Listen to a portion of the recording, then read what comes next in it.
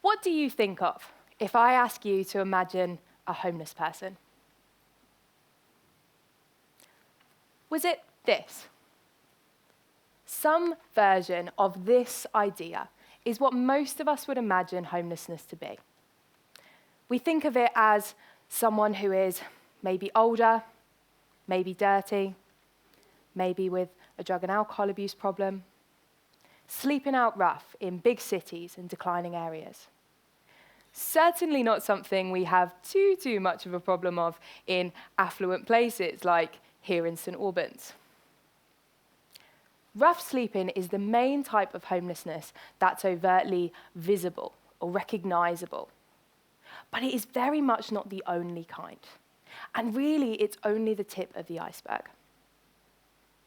Now, I'm not here today to deny that rough sleeping is a type of homelessness, or that it doesn't happen here or anywhere else. But when we only think of homelessness in narrow terms like this, it results in us othering it.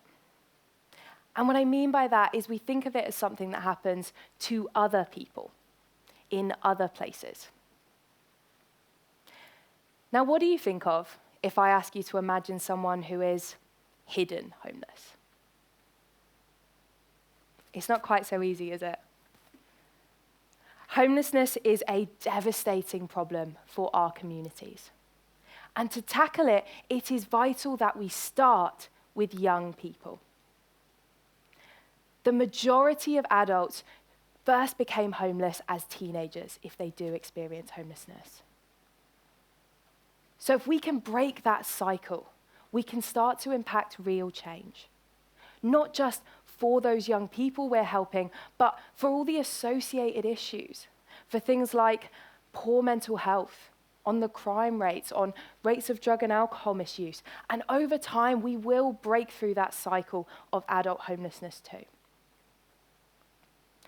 So what does homelessness look like for our young people? A teenager who doesn't get on with mum's new boyfriend, can't stand to be at home anymore. Or an 18-year-old who's just aged out of the care system, but doesn't have anywhere to go or can't find themselves a job. When young people first become homeless, their instinct isn't to grab a sleeping bag and pitch up outside. It's to go to a friend or a family member's house and to crash there. We call this sofa surfing, and it's the most common form of homelessness for young people. When they feel like the world is crumbling down around them and the plans that they had for their future are just gone, when they don't know where they're going to rest their head from one day to the next, young people are incredibly vulnerable. And they're at such a high risk of being exploited, of becoming involved in gang activity as a way of trying to make some money for themselves, or of turning to substances to try and cope with the way that they feel, of having poor mental health because everything is just too much. These things are often symptoms of homelessness, problems that arise because a young person doesn't have the basic human right of a safe home. 129,000. That is the number of young people who became homeless in the UK last year. It is one young person every 4 minutes.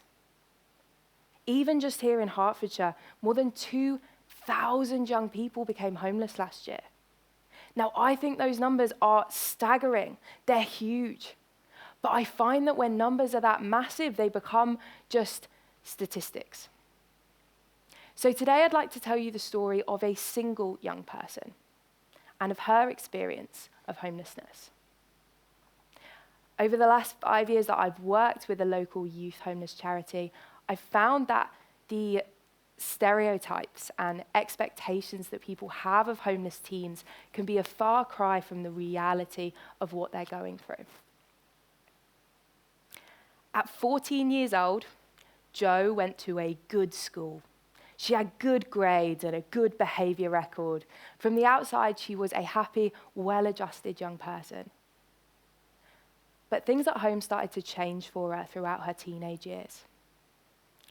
Now, there can be 100 reasons for a teenager to argue with their parents. Their brains are actually hardwired at that age to push boundaries and to challenge things and to take risks, and that's brilliant. But it does cause conflict. And when we're not managing that conflict, when we're not resolving those issues, they start to build, and they can create real problems. Jo and her parents argued about everything. Jo had some new friends that her parents didn't like. Jo's parents had some new rules that Jo didn't like. They argued about chores she was supposed to be doing and how much time she was spending online. Jo felt like her parents were suffocating her. They just didn't understand. And Jo's parents felt like they were trying to keep their daughter safe and that she just didn't understand. Neither Jo nor her parents wanted to speak up about the problems that they were having at home, and they fell into a pattern of fights and angry silences. Until one day, the fighting got really bad. Jo's parents had reached their wits' end. They had other kids in the house. They were worried about how this was impacting them, and they told Jo she had to leave.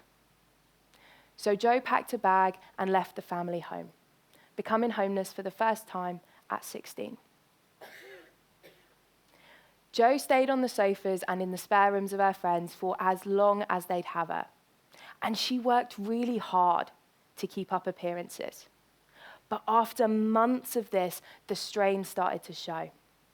She started to act out at school. Her grades slipped, or she'd fall asleep during class. And she was really fortunate that this behavior was recognized by a teacher not as a bad kid, but as a young person that needed help. And even then, it took a while for Jo to open up. She didn't necessarily associate her current situation with being homeless. And she'd always been taught that family matters were private. But with time and support, she was able to reach out to organizations that could help and start a long journey to a stable home.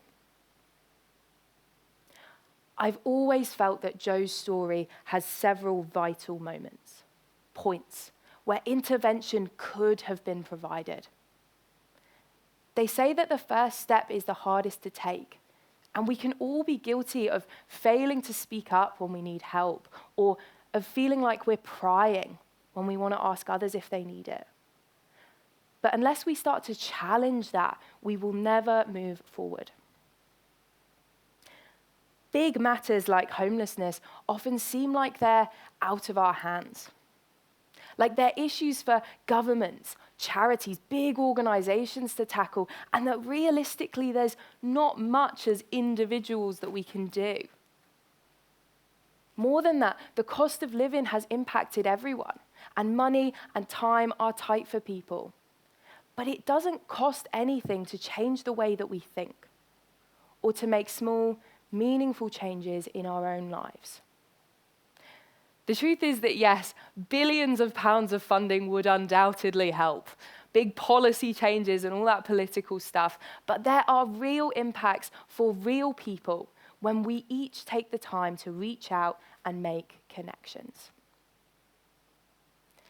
There are a vast number of interconnected issues that contribute to the current epidemic of youth homelessness. But the main causes, family conflict, generational poverty, domestic abuse, poor mental health, all of these are issues that can be tackled on a community level with a supportive and empathetic approach. All of these causes are problems that thrive in silence. Issues that arise and grow because people either can't or they won't speak up. 82% of all youth homelessness is caused by family conflict. problems, arguments like the ones that Jo and her family had, that get worse in that silence that surrounds them. And as I said, it is natural not to want to speak up. I mean, it happens all over the world, but it is also a distinctly British notion to just keep calm and carry on, to power through our problems and deal with everything all by ourselves. Now, I'm not suggesting that we broadcast all of our issues everywhere anyway. I'm not suggesting that we start posting on Facebook every time our spouse fails to take the bins out. What I mean is that we've taken this concept of personal matters too far, when the truth is that everyone needs a little bit of help sometimes. A problem shared is a problem halved. And in making use of our community networks, we can connect with one another in a better way, to speak up about our problems when they arise.